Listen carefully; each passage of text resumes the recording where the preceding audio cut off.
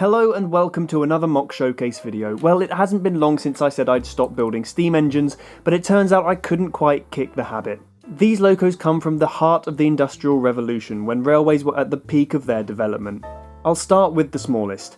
I wanted to make 2 tank engines from some spare driving wheels I had to hand. 4 went towards the previously shown Great Western 1400, and another 4 went towards this, a London and South Western Railway 02. These were designed to haul commuter trains in and out of London in the 1880s, but later became a vital part of the Isle of Wight Railway. They worked right the way through to the end of steam, and one still survives today. I made this model in British Railways black because I had the necessary parts to hand, meaning I wouldn't have to make any bricklink orders.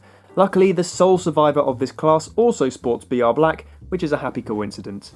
Like the 1400, it's motorised by the carriage behind it as it's not all that big. Still, it looks right at home pulling 3 carriages with ease. I'm very happy with this model, and it's great to have more than one tank on the roster.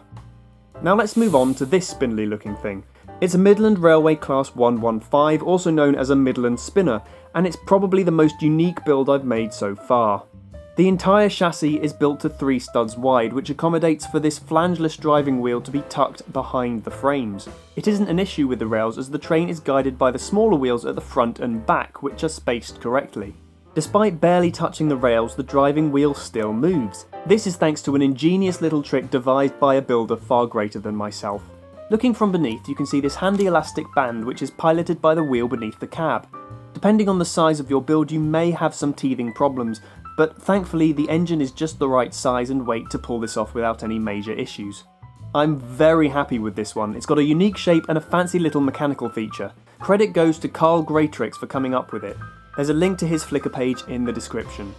And that about does it for this showcase. Be sure to subscribe to keep an eye out for more rail related goodies in the future, as well as animations and other fun stuff. As always, I will leave you with some footage of these engines running on a small homemade layout. Take care, and I'll see you in the next one.